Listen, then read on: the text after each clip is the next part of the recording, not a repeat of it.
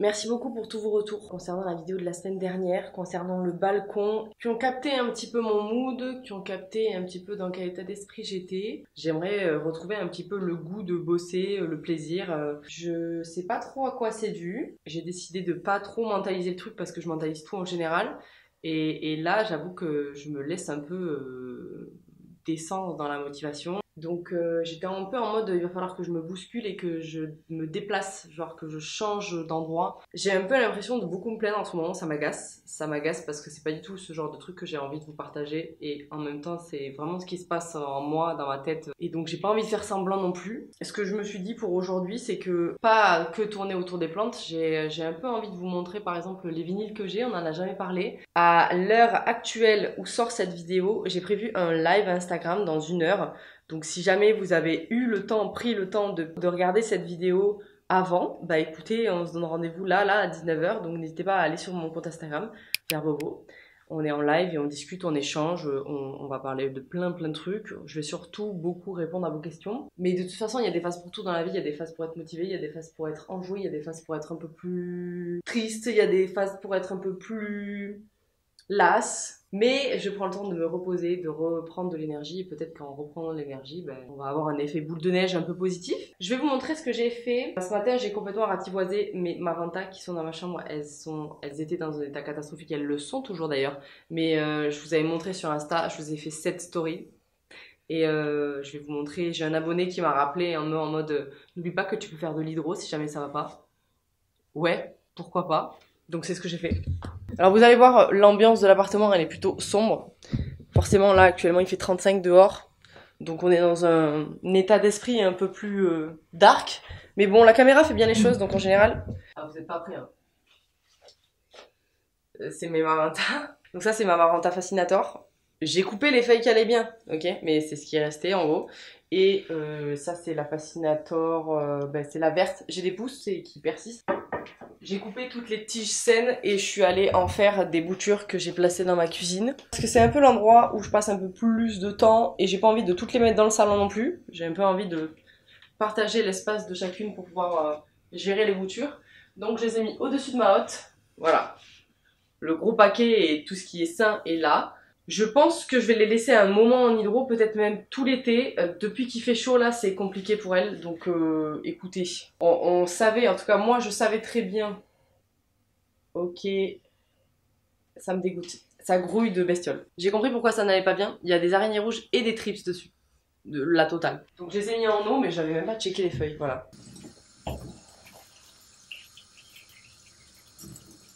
C'est fou parce que j'ai vraiment l'impression qu'à chaque fois que j'ai une maranta, alors c'est pas vrai, c'est pas à chaque fois parce qu'en fait dans mon 3e appartement montpelliérain, j'avais peu de lumière, c'était assez sombre chez moi et ça marchait très bien. Je pense clairement que c'est une question d'humidité et de lumière quoi. Donc c'est pas du tout une plante qui peut fonctionner dans un environnement aussi sec. Et je m'en doutais mais je sais pas pourquoi j'avais quand même envie de retenter. C'est vrai que au moment où j'étais arrivée à Lyon, ça s'était mal passé et en fait les feuilles sont très tendres, très fines aussi et c'est idéal pour les maladies. Quand t'as peu de plantes, c'est pas un truc qui arrive régulièrement, c'est-à-dire que t'es rarement assiégé de maladies. Et quand tu commences à en avoir beaucoup, tu ramènes beaucoup de choses à la maison. Et c'est normal, ça fait totalement partie du cycle de la vie des plantes. Mais c'est vrai que tu mets un peu en difficulté les autres plantes que tu avais déjà. La maranta, je trouve ça très joli. Hein. L'une de mes grosses premières plantes que j'ai beaucoup aimées dans mon appartement où j'habitais en centre-ville, là, à Montpellier. Et donc je m'y étais attachée beaucoup quoi. Et je l'avais gardé longtemps. Ça s'était bien passé, mais c'est vrai que le déménagement et en fait le surplus, le fait qu'il y ait beaucoup de plantes qui arrivent, ça aide pas beaucoup à la survie des anciennes en termes de maladies. Donc là je vais la passer en hydro, et puis on va voir quoi. Je vais peut-être la laisser en hydro longtemps, essayer de faire des petits apports d'engrais. En tout cas, on peut pas dire que j'ai pas réussi un beau bouquet, je pense que c'est pas mal. On va dire que j'ai sauvé les meubles quoi. Voilà, je vais la remettre. C'est lourd les tiges de maranta, ouais. Voilà. Au moins tout le monde est trempé maintenant. Voilà, c'est le dessus de ma hotte. C'est un peu des plantes que j'ai abandonnées avec des plantes en eau. Là où j'ai un pothos, hop là. Mais celui-ci il est en très bonne santé, d'ailleurs je l'ai arrosé ce matin. Et sinon, j'ai mis des plantes qui étaient un peu en transition. Notamment, j'ai mis des boutures. J'avais fait des boutures d'Astatum qui sont toujours là-haut. Une bouture de Raven qui est en train de prendre d'ailleurs. Donc c'est cool parce que je sais que ça marche et que ça se passe bien. Mais c'est pas le cas pour toutes les plantes que je balance là-haut. Hein. Genre, l'orchidée les bijoux qui est là, je l'ai arrosée tout à l'heure et je l'avais complètement oubliée depuis un moment. Mais elle pousse. Elle est moche, mais elle pousse. Alright. On va passer dans le salon. Ok, je crois qu'on n'était jamais venu faire une vidéo dans ce coin-là et en même temps pourquoi. Là, juste pour que vous imprégniez un petit peu de l'espace, il y a mon petit Anthurium luxurian. Ici, il y a mon Philo squamiferum qui est très très grand. C'est celui qui est un peu en forme de palmier et que je vous avais montré en story qui était tombé du haut de ses 1m70, presque 1m80 je pense. Du coup, on se retrouve à l'endroit où il y a tous mes vinyles. Je vais vous présenter, pas tout bien sûr, je pense que je vais vous présenter que mes achats. Parce qu'en fait, mes parents, ils avaient une belle collection de vinyles et j'ai énormément pioché. Je crois que les 3/4, c'est à eux. Donc, j'ai aucun mérite sur les trouvailles. Et sur la collection en général. Moi, j'ai acheté beaucoup plus de choses, on va dire, modernes. Et j'ai une petite liste de vinyles que je vais acheter de mes albums préférés. Puis voilà. Et après, mon lecteur vinyle, il est juste là. C'est un truc qu'on a gagné à un concours. Que ma mère a gagné à un concours. C'est pas ouf en qualité, j'avoue. Je pense que le jour où j'aurai une maison, j'investirai dans un joli meuble à vinyle. Parce que là, on est sur une caisse en bois. Je trouve qu'ils sont pas très lisibles, ils sont dans un coin alors que j'aimerais plus les mettre en avant dans mon espace de vie. Genre dans mon salon, si je pouvais, si j'avais la place, au lieu de mettre des plantes partout, peut-être que j'installerais un joli meuble à vinyle à un moment. Avec un truc pour ranger et tout, des insectes comme il faut et un bon lecteur. Donc ça, pour commencer et pour se sensibiliser, c'est cool. Ce que j'ai fait, c'est que j'ai une enceinte Marshall qui est à l'opposé du meuble qu'il y a derrière moi là. Et du coup, elle est reliée par un fil, par une prise jack, et je l'ai branchée à ça, qui en fait peut être utilisé en prise jack, ce qui est pas mal, parce que ça te permet d'avoir du son un peu plus qualitatif, parce qu'en fait les enceintes sont pourries, les enceintes c'est ça. C'est moisi en termes de son. Mais par contre, la platine, elle est correcte. J'avoue que j'ai un ou deux vinyles qui chient dessus. Peut-être qu'ils sont un peu trop modernes en termes de fabrication, j'en sais rien. J'ai aucune connaissance. Je trouve que le vinyle en soi est un objet qui est super beau et je trouve ça cool comme moment de s'installer et de pouvoir écouter les sons que toi tu choisis.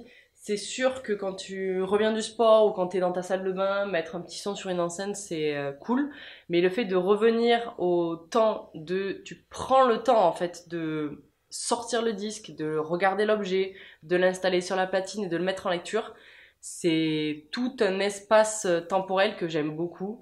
C'est pour ça d'ailleurs que j'ai un lecteur vinyle, sinon j'aurais pas pris le temps d'investir un espace que pour ça. Bref, je vais vous montrer mes vinyles. Est-ce que je vais faire dans l'ordre? Peut-être que je pourrais faire dans l'ordre, ça pourrait être cool. Je sais que quand j'ai eu le lecteur vinyle, j'ai acheté sur la Fnac.fr, je crois, j'ai commandé mes albums préf direct, c'est-à-dire... Et ceux que j'écoutais beaucoup au moment où j'ai reçu le lecteur vinyle aussi, c'est Morale de luxe de Romeo Elvis. J'avoue que j'ai fait petit à petit, j'ai pas tout acheté d'un coup. Morale, c'est l'album qui m'a fait découvrir Romeo Elvis, c'est un rappeur belge pour ceux qui ne connaissent pas. Et j'étais pas trop rap. En quelle année j'ai découvert ça? Je crois que c'était il y a 6 ans, 7 ans peut-être. Ça, et j'ai acheté en même temps, bien sûr, le premier album de Angèle qui est Brawl. Et c'est un Deluxe Edition celui-là. Ouais, je crois, parce que du coup, il a les vinyles qui sont rouges. Canon. Parce que oui aussi, en fait, l'objet est beau en soi. Avec, je crois qu'il y a un son, ouais, il y a un son en plus qui est Tarenne, mais version orchestrale. Donc Brawl, et en même temps, c'était l'année de la sortie de 95, donc de cet album-là de Angèle, que j'ai acheté, pareil, je crois que je l'ai acheté sur le site officiel, je l'ai pas acheté sur la Fnac, je suis vraiment allée le chercher pour pouvoir avoir le vinyle rose. C'était rose ou bleu, je crois. Moi j'ai eu le rose, mais j'aurais pu avoir tombé sur le bleu. Donc celui de 95, c'était mes premiers vinyles que j'ai achetés au Noël où j'ai eu du coup le lecteur vinyle. Ensuite, j'ai pu aller dans des magasins pour acheter l'un des premiers que j'ai acheté dans un magasin de vinyle. Toi et toi. Que j'aime beaucoup les bandes originales de films aussi. Alors ça dépend lesquelles, mais il y a vraiment, quand je tombe amoureuse d'une bande originale en général, j'avais jamais repris le temps de les écouter sur Spotify, mais par contre je trouvais ça super cool d'avoir le vinyle. Donc je sais pas si vous connaissez le film Heure, si jamais vous ne le connaissez pas, clairement, je vous invite voir. C'est un gars qui perd sa nana et qui, grâce à une intelligence artificielle, peut la retrouver et peut retrouver surtout sa voix. Et les sons sont extra. Vraiment, je suis tombée amoureuse de la bande son. Très très beau, j'adore vraiment beaucoup. Ensuite, dans le même mood de recherche de vinyle, j'ai acheté aussi Tears for Fears de The Earthing.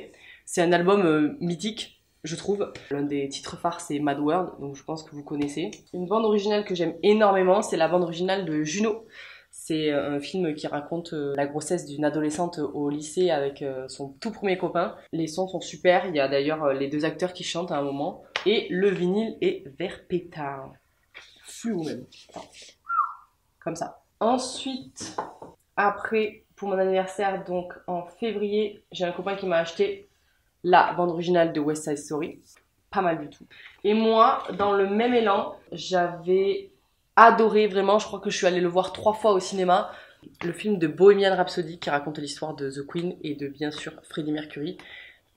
Alors, j'ai hésité à aller les albums originaux de The Queen, mais il y a notamment des versions live au Head. C'est leur dernier live de toute leur carrière. Et en fait, il y avait vraiment toutes mes chansons préf étaient plus ou moins dans ce double disque-là.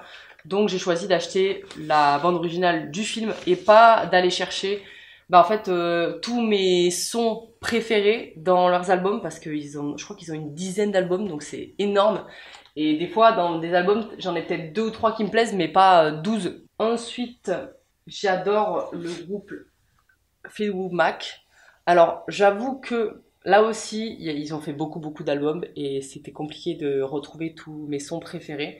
Là, c'est une version live que j'étais un peu frustrée de pas trouver ce que je voulais. Du coup, j'ai acheté ce disque-là. Pas la meilleure façon d'écouter des artistes, je trouve, en live. Ça dépend pour qui. Je trouve que ce live-là est pas forcément bien enregistré. La qualité du son, elle est moyenne.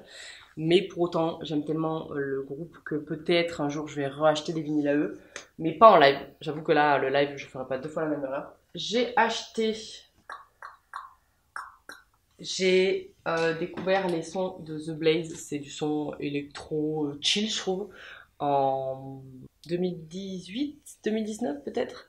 Et Dancehall, c'est leur album que j'ai préféré. C'est vraiment, c'est pas agressif, c'est chill. J'ai vraiment aimé tous les sons, donc c'est pour ça qu'il faisait partie de mes albums préférés. Il y a l'album de Maxence que j'ai beaucoup aimé. C'est un gars qui a fait beaucoup de chansons parodiques au début et il a sorti son premier EP puis son premier album que j'ai adoré qui s'appelle Tout est trop beau. Grosse période à Lyon où j'écoutais son album non-stop et j'aime toujours autant ses sons. Donc un très beau vinyle en plus avec une pochette d'album très canon. L'autre côté aussi est très beau. Ensuite on a Romeo Elvis qui a sorti un nouvel album et celui-ci je suis trop contente parce que je l'ai acheté sur la boutique encore une fois, mais il est dédicacé. Je suis pas du tout une fangirl. Un peu. C'est TPA, le nom de l'album. La DA, excellente.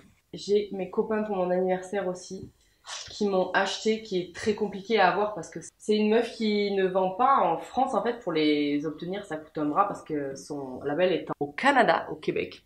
C'est Cœur de Pirate. C'est son album acoustique, son album que de piano. Un de mes albums préf de elle. Et ça s'appelle Perséide, je crois. Perséide, j'adore. Et le dernier en date, c'était un album que je voulais acheter depuis longtemps. C'était un coup de cœur à l'époque, j'avoue que je l'écoutais moins. Et en fait, le fait d'avoir acheté le vinyle, je me suis remis à écouter ses sons. C'est l'album de Lady Gaga, mais c'est Joanne. C'est une ode à la féminité, il y a Joanne aussi bien sûr qui est superbe. Et j'ai adoré cet album vraiment. Je trouve qu'on l'a pas assez vu, entendu et excellent. Voilà pour les vinyles. Je suis rentrée chez mes parents le week-end dernier, ouais c'est ça. Et en fait je me suis racheté une mini-serre. Alors c'est pas une mini-serre, parce qu'en fait elle est grande. Ok.